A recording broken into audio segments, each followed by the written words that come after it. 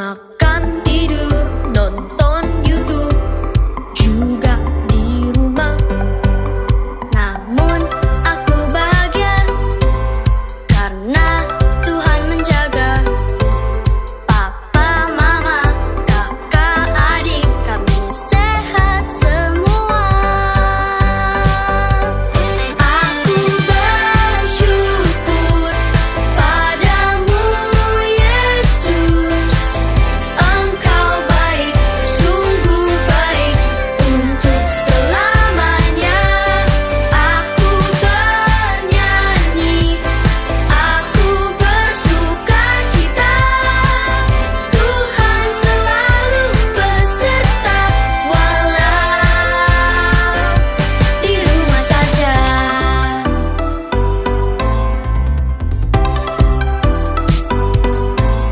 Online service di rumah, memuji, menyembah Tuhan dengan semua teman-teman, juga kakak tersayang.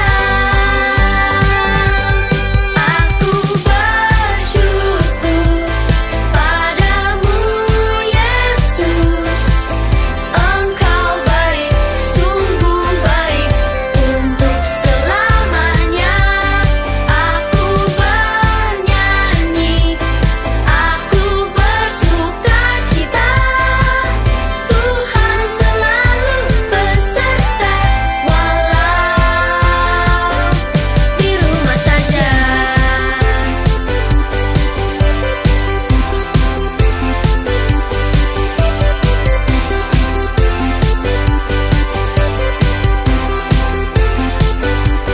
Aku bersyukur padamu, Yesus.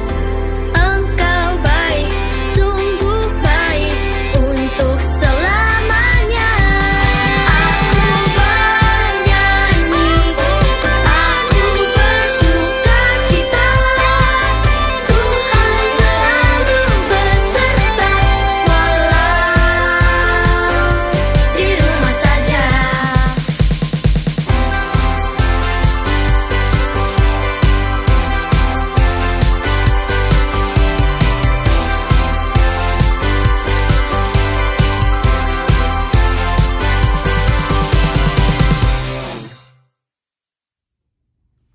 Shalom adik-adik, senang sekali hari ini Lausus Susan bisa berjumpa lagi dengan kalian dalam ibadah online kita pada pagi hari ini.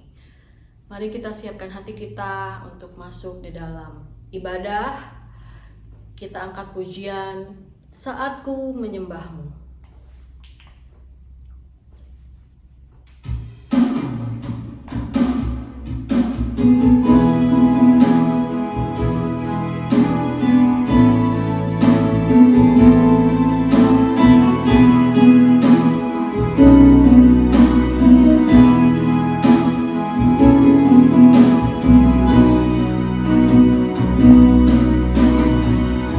Saat ku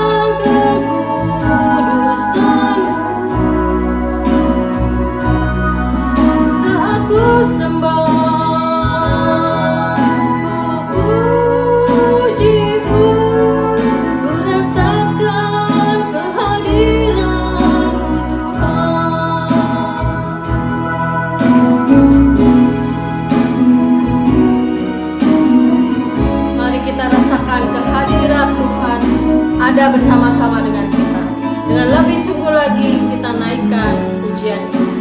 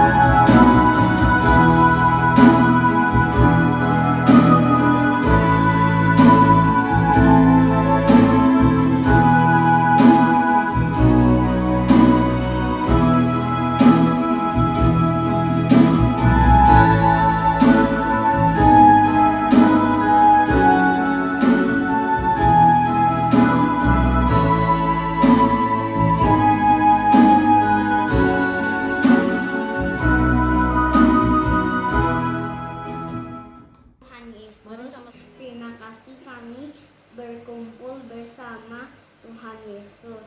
Terima kasih sudah jaga kami dan jauhkan kami dari virus corona.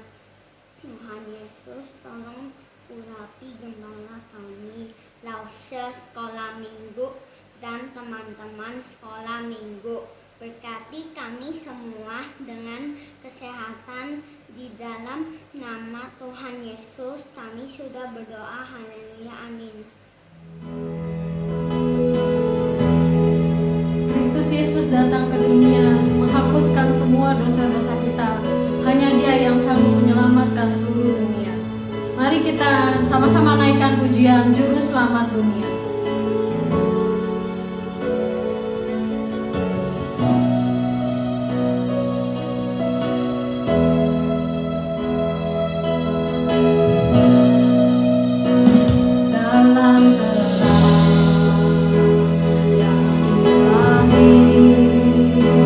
Raja damai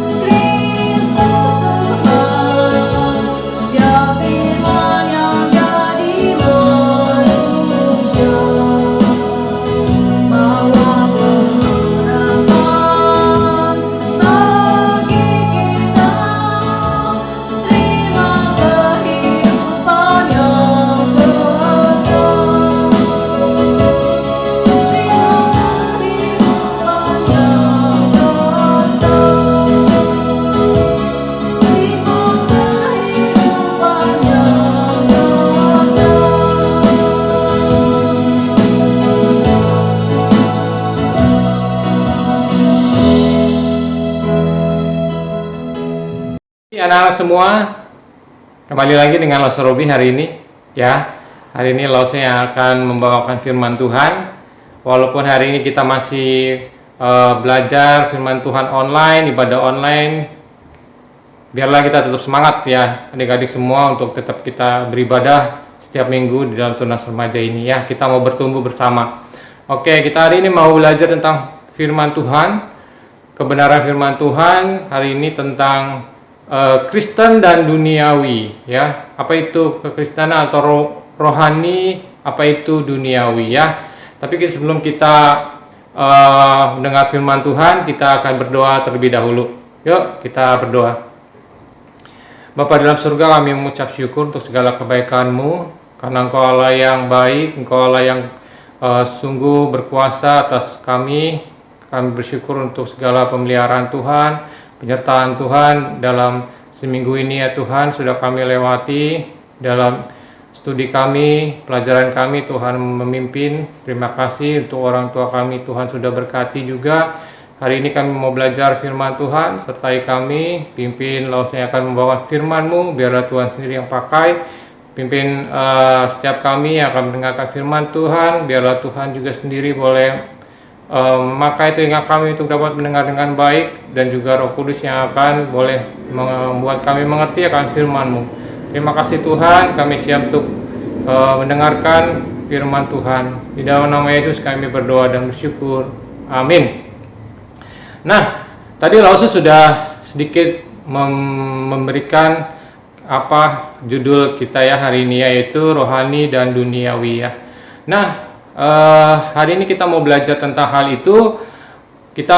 Bagaimana kita mengerti apakah rohani yang dimana itu adalah kegiatan-kegiatan Kristen ya, dan juga duniawi itulah kegiatan-kegiatan dunia ya. Lause hari ini mau memberikan sedikit pertanyaan ya buat kalian. Mungkin kalian bisa jawab untuk kalian boleh mengerti apa itu Kristen dan duniawi ya. Nah, coba apakah dari pertanyaan-pertanyaan ini yang mana yang kalian setujui ya? Kalian setuju? Oke, ini setuju. Yang ini tidak setuju ya. Yang pertama, Lause akan memberikan pertanyaan. Yang pertama adalah, merokok dan menonton bioskop itu dosa. Apakah kalian setuju dengan hal ini?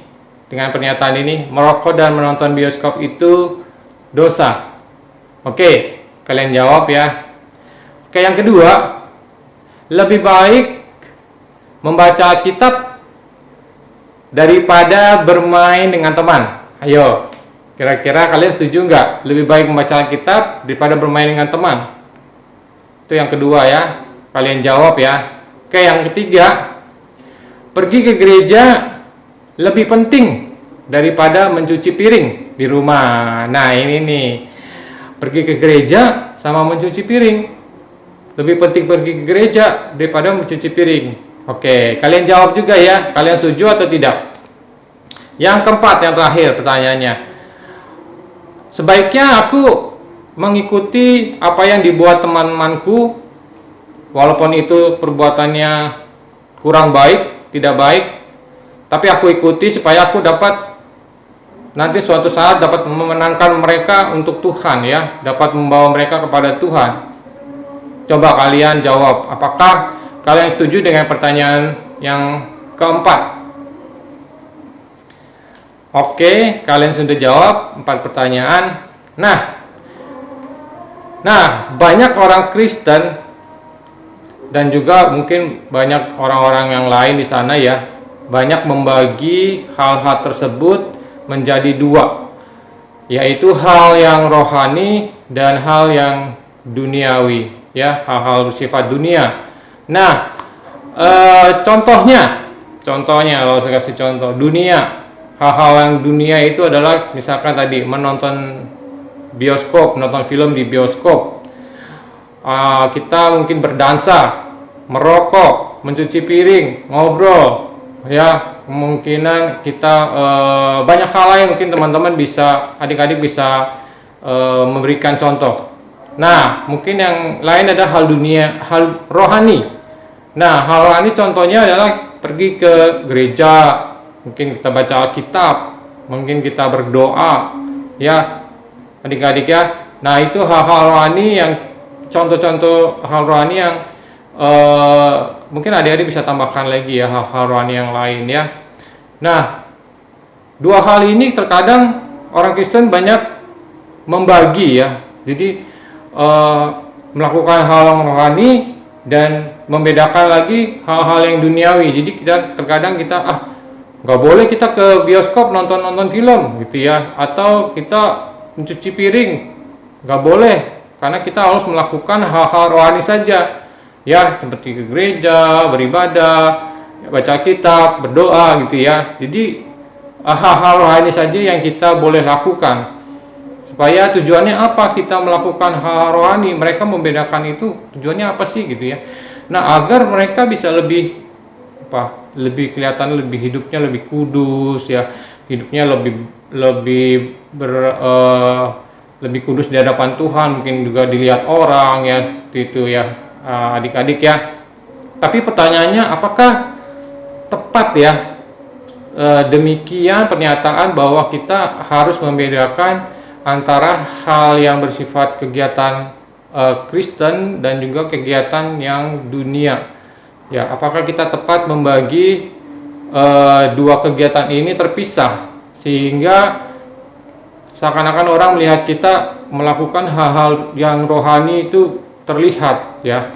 Padahal Tuhan Yesus pernah bilang kalau kita mau berdoa kita harus masuk kamar supaya tidak terlihat ya, seperti itu ya adik-adik. Nah, sekarang kita mau belajar sebenarnya apa sih yang Tuhan nyatakan, apa arti daripada duniawi ya, dunia. Yang Tuhan maksudkan di dalam dunia itu apa? Karena di dalam Alkitab banyak istilah-istilah di mana Tuhan memberikan contoh dunia. Oke, kita buka di dalam Kisah 17 ayat yang ke-24. Kisah 17 ayat ke-24. Mungkin langsung akan bacakan saja buat kalian. Kisah 17 ayat ke-24. Ya. Di sini berkata, Allah telah menjadikan bumi dan segala isinya, Ia yang adalah Tuhan atas langit dan bumi. Tidak diam dalam kuil-kuil buatan tangan manusia. Nah, di sini dikatakan Allah menciptakan langit dan bumi dan segala isinya. Dia adalah Tuhan atas langit dan bumi. Jadi di sini dunia di sini yang Tuhan nyatakan di dalam firman-Nya dikatakan dunia ciptaan Allah. Jadi bumi dan langit itu adalah dikatakan dunia ya. Nah, itu salah satu definisi dari dunia yang pertama ya. Kemudian kita lihat lagi Yohanes yang ayat 3 pasal 3 ayat ke-16. Yohanes 3 ayat yang ke-16. Oke, langsung bacakan ya. Di sini, karena begitu besar kasih Allah akan dunia ini sehingga Ia mengaruniakan Anak yang tunggal supaya setiap orang yang percaya kepadanya tidak binasa melainkan beroleh hidup yang kekal. Di sini dikatakan karena begitu besar kasih Allah akan dunia ini. Apakah dunia ini yang dimaksudkan adalah bumi? Bukan ya, adik-adik. Di sini dikatakan begitu besar kasih Allah akan dunia ini, akan manusia yang ada di bumi ini ya. Jadi dunia ini dimaksud adalah dunia manusia ya adik-adik ya. Jadi ada definisi dari arti kata dunia ini adalah manusia. Oke, karena yang ketiga kita mau belajar apa arti itu dunia. Yang ketiga dari 1 Yohanes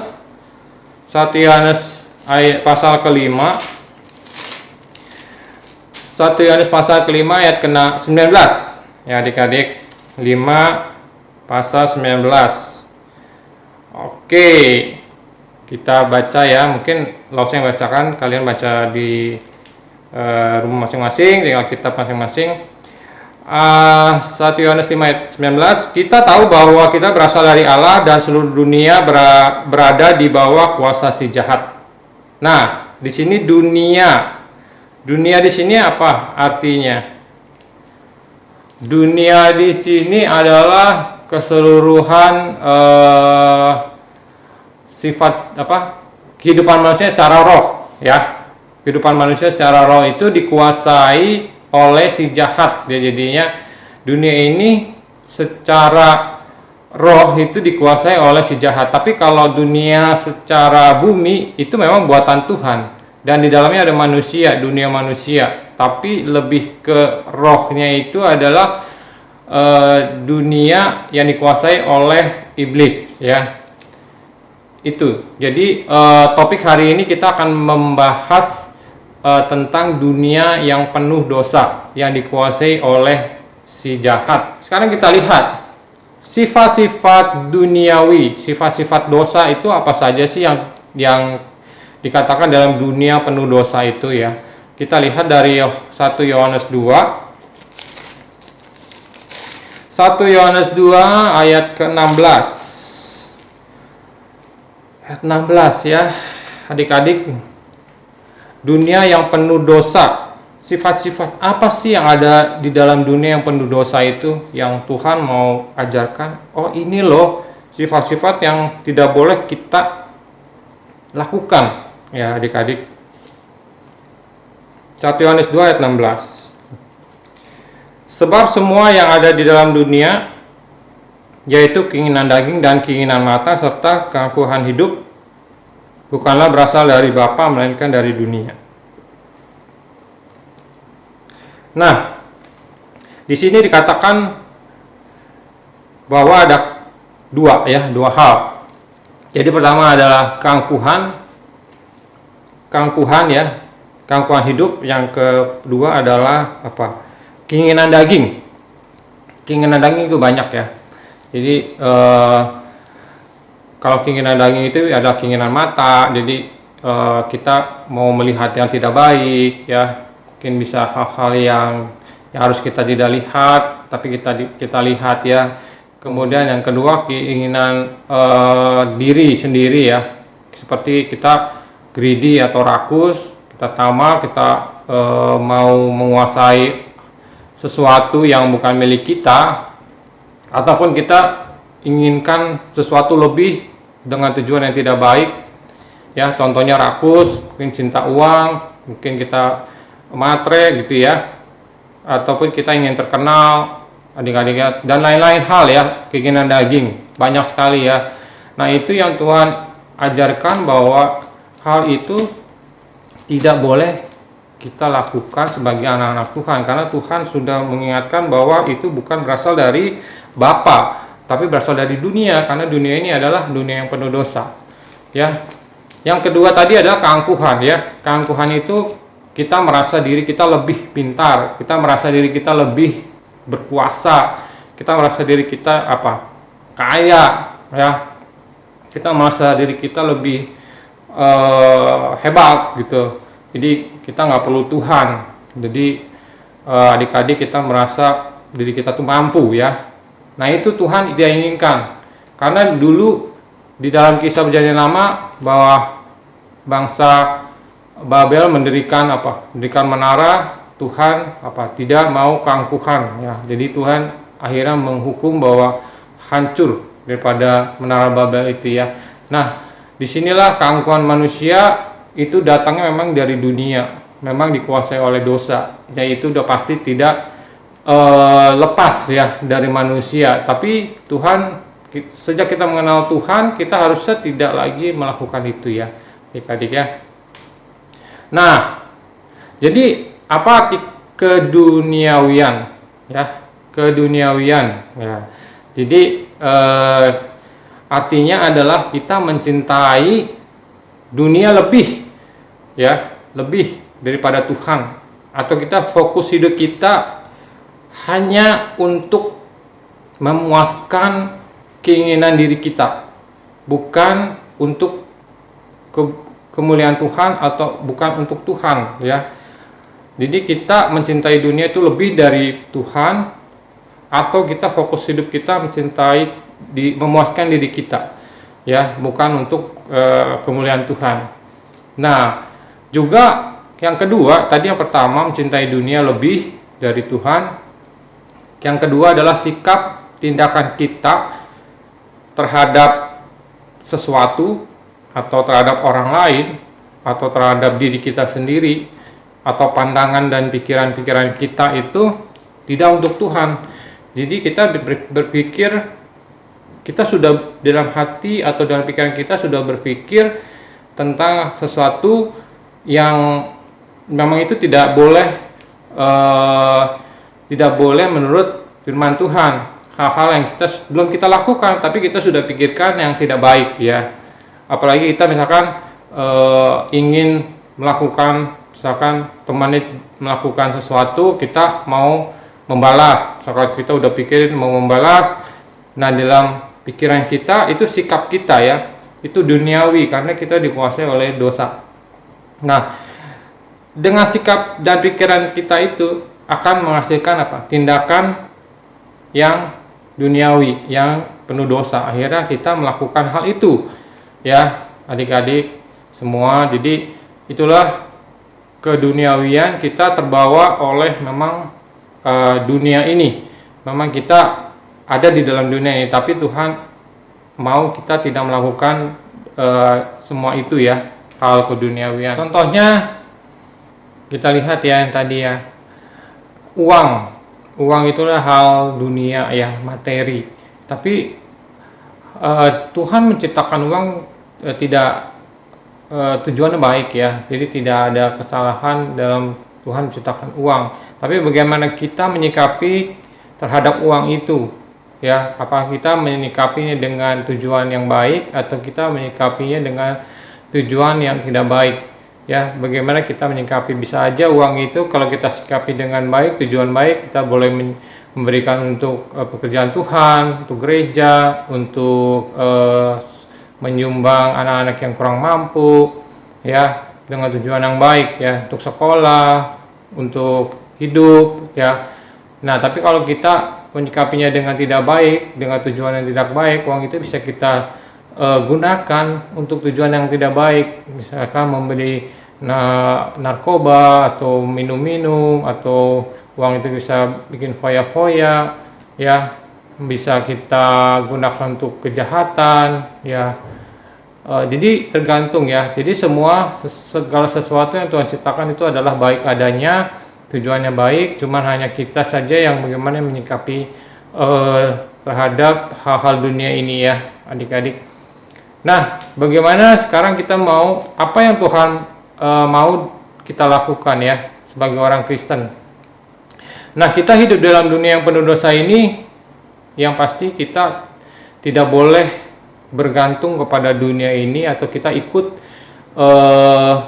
di dalam dunia ini ya. Kita ikut arus dalam dunia ini. Tapi kita diminta untuk memisahkan diri dari duniawi, sifat-sifat duniawi ya, bukan kita memisahkan diri dari dunia ini. Kalau kita terpisah di dunia ini artinya kita tinggalnya di mana gitu ya, masa di planet lain gitu. Tapi kita tetap di dunia ini, tapi kita terpisah untuk kita melakukan hal-hal sesuatu sifat yang Tuhan inginkan gitu ya. Dan kita menjauhkan apa yang Tuhan tidak inginkan, yang bertentangan dengan Tuhan, yang bertentangan dengan firman Tuhan ya. Bukan seperti kita orang yang bertapa ke gunung, dia mengasingkan diri terus melakukan hal-hal yang di luar, maksudnya bukan hal duniawi tapi kayak hal-hal rohani, tapi dia memisahkan diri gitu ya, bukan ya. Tapi kita tetap melakukan hal-hal itu bersama dengan di dalam dunia, dengan orang-orang yang di dunia, tapi kita melakukan hal yang baik gitu ya, yang Tuhan mau ya. Tapi kita tidak ikut dalam sifat-sifat yang tadi, yang sifat-sifat duniawi ya. Ya, kita dipanggil untuk apa? Untuk memberitakan Injil keselamatan ya. Itu dalam Markus 16 ayat 15. Nah, adik-adik bisa lihat ya, kita dipanggil untuk memberitakan Injil. Tuh, yang kedua kita dipanggil untuk menjadi garam dan terang dunia. Di dalam Matius 5 ayat 13 sampai 14 dikatakan kita harus menjadi garam dan kita harus menjadi terang dunia di dalam dunia yang gelap ya. Nah, kita harus menerangi dunia ini. Nah, itu Tuhan mau kita menjadi pemberita Injil dan menjadi garam dan terang ya. Jadi Tuhan mau kita memisahkan diri dari sifat duniawi, bukan memisahkan diri dari dunia ya adik-adik. Kita memisahkan diri dari sifat-sifat dunia untuk supaya kita menjadi garam dan terang, supaya kita dapat memberitakan Injil Tuhan, keselamatan Tuhan ya. Nah itu yang Tuhan mau. Jadi orang Kristen tetap mengasihi orang-orang yang ada di dalam dunia gitu ya. Walaupun mereka melakukan hal-hal duniawi, tetap kita kasih mereka. Jadi teman-teman kita yang belum percaya, yang mereka masih melakukan hal-hal duniawi, kita tetap mengasihi mereka, kita berteman, kita melakukan kegiatan bersama dengan mereka, tapi kita harus bisa menjadi garam dan terang, bisa memberitakan kebenaran. Ya, bukan kita ikut dalam duniawi, sifat-sifat duniawi dan kegiatan duniawi yang tidak sesuai dengan firman Tuhan. Ya adik-adik. Nah, jadi kita tidak ikut di dalam cara hidup mereka dan keinginan mereka yang penuh dengan dosa. Ya, jadi kita harus ingat adik-adik, nanti kita kalau sudah besar, kita harus bisa memisahkan antara rohani dan duniawi itu bukan dari kegiatannya ya adik-adik, tapi lebih kita bagaimana kita boleh mengetahui sifat-sifat duniawi itu yang tidak boleh kita ikuti ya. Itu ya adik-adik ya. Jadi kalian harus nanti dewasa, oh ya sifat-sifat yang ini yang tidak boleh kita ikuti, tapi yang lain kita boleh lakukan sesuai dengan firman Tuhan ya adik-adik ya. Nah sekarang akibatnya apa kalau kita bersahabat dengan dunia atau mengasihi dunia atau ikut di dalam sifat-sifat dunia? Di dalam Yohanes ayat 4, pasal 4 ayat 4 dikatakan kita akan menjadi musuh Allah. Di situ dikatakan Yohanes 4 ayat 4, manusia akan menjadi musuh Allah kalau kita mengasihi dunia, kita ikut cara dunia, ya, sifat-sifat dunia. Ya, jadi orang Kristen sekarang dihadapkan pada situasi di mana sebenarnya ada beberapa kegiatan yang tidak dicatat dalam Alkitab, kegiatan-kegiatan, tapi kita harus berpegang kepada satu prinsip yang harus kita ikuti ya, sesuai dengan firman Tuhan. Misalkan contoh, ini ada beberapa contoh ya adik-adik, nanti coba didengar baik-baik. Jadi pertama, melakukan sesuatu untuk kemuliaan Tuhan. Yang pertama, melakukan sesuatu untuk kemuliaan Tuhan. Yang kedua, menggunakan karunia atau bakat karunia yang Tuhan berikan sesuai dengan kehendak Tuhan. Ya, jadi kita harus menggunakan karunia kita untuk sesuai kehendak Tuhan, yang pasti untuk kemuliaan Tuhan. Nah, yang ketiga, kita tidak mengasihi dunia, ya, tapi kita menerima semua yang ada di dalam dunia dengan ucapan syukur, karena itu adalah pemberian Tuhan, ya, ya. Karena itu pemberian Tuhan, kita menerimanya untuk digunakan sesuai dengan kehendak Tuhan, ya. Yang keempat, kita mendasarkan semua tindakan kita atas dasar firman Tuhan, ya. Jadi kita harus belajar firman Tuhan, karena enggak kita tidak tahu dasar kita firman Tuhannya apa. Jadi kita harus mengetahui itu supaya kita tahu mana yang boleh, mana yang tidak. Kelima, melawan pandangan dunia dan pengaruh dunia. Jadi pandangan dunia dan pengaruh dunia ini sangat banyak, ya. Jadi kita perlu melawan mereka, pandangan dan pengaruh itu sesuai dengan firman Tuhan. Jadi pengaruh dunia itu banyak, karena ada banyak hal-hal yang membuat kita menjadi ragu, kita menjadi ikut di dalam arus dunia itu, ya. Karena ada pandangan-pandangan yang ternyata terkadang, ya, itu benar tapi tidak sesuai dengan firman Tuhan. Jadi kita harus tahu firman Tuhannya supaya kita tidak ikut di dalam pandangan-pandangan dunia. Yang terakhir, yang keenam adalah biar kita izinkan Roh Kudus yang memimpin hidup kita, ya adik-adik semua. Jadi semua sikap dan tindakan kita harus sesuai dengan firman-Nya, biar Roh Kudus yang bekerja, ya. Karena kalau tidak ada Roh Kudus, kita tidak bisa diingatkan tentang firman Tuhan, ya adik-adik, ya. Mungkin itu saja adik-adik. Jadi kita belajar hari ini kegiatan Kristen atau rohani dan duniawi. Jadi kita tidak boleh memisahkan kegiatan Kristen dan duniawi secara dengan seperti tadi ya. Jadi hanya Kristen saja, membaca kitab saja atau duniawi saja ya. Jadi kita tetap melakukan semua, tapi kita harus memilah berdasarkan yang tadi itu ada 6 untuk pemilihan Tuhan dan sebagainya. Kita harus sesuai dengan firman Tuhan ya adik-adik ya. Oke adik-adik, sampai di sini saja firman Tuhan hari ini. Kita akan tutup dengan doa ya. Kita berdoa. Terima kasih Tuhan untuk firman-Mu. Hari ini kami sudah belajar untuk bagaimana kami mengerti akan arti daripada rohani dan duniawi ya Tuhan. Tapi kami belajar ya Tuhan, kami tidak memilah antara kegiatan rohani, kekristenan dan juga dunia.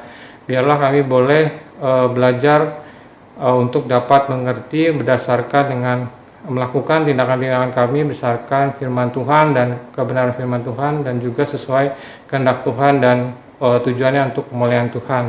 Biarlah Roh Kudus yang bekerja atas kami untuk kami boleh terus belajar hari lepas hari sampai kami dewasa mengerti akan kebenaran firman Tuhan, sehingga kami tidak ikut di dalam arus dunia ini ya Tuhan, yang terkadang menyesatkan dan terkadang mempengaruhi hidup kami ya Tuhan. Biarlah kami boleh menjadi saksi Tuhan, boleh mengabarkan Injil ya Tuhan. Terima kasih ya Tuhan, kami hari ini sudah selesai. Biar Tuhan sendiri yang bekerja di dalam kami untuk kami menjadi saksi Tuhan.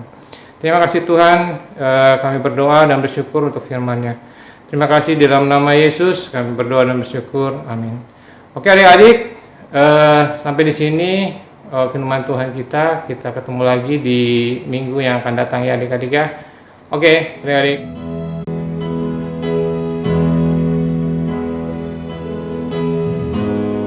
Terima kasih untuk firman Tuhan yang sudah kita dengar bersama. Saatnya kita memberikan yang terbaik buat Tuhan melalui persembahan. Adik-adik boleh mengumpulkan di rumah masing-masing. Nanti setelah tatap muka baru dikasih ke gereja atau bisa ditransfer ke nomor rekening gereja. Mari sama-sama kita naikkan pujian Ku Bawa Syukur.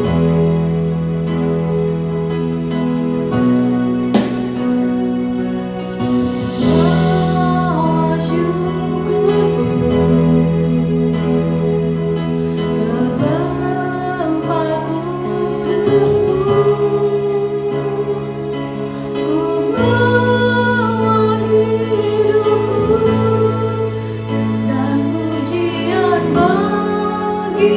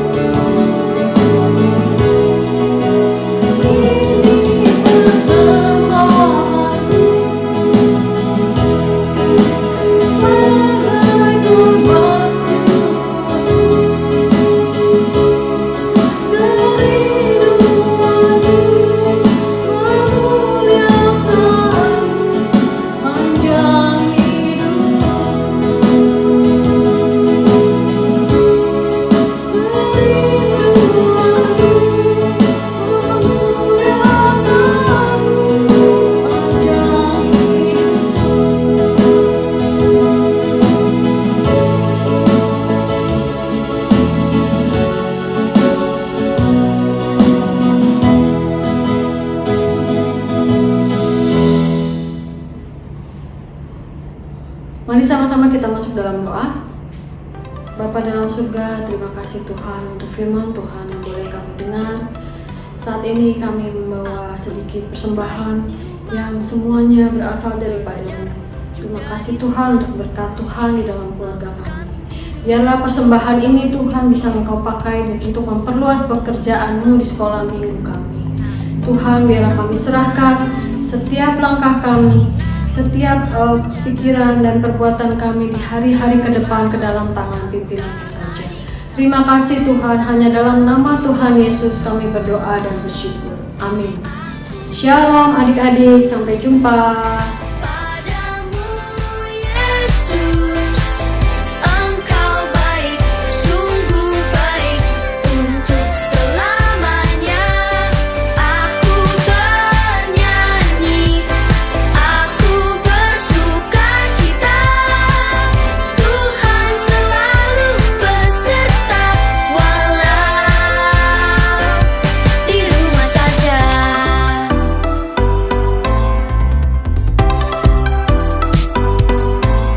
Online service di rumah, memuji, menyembah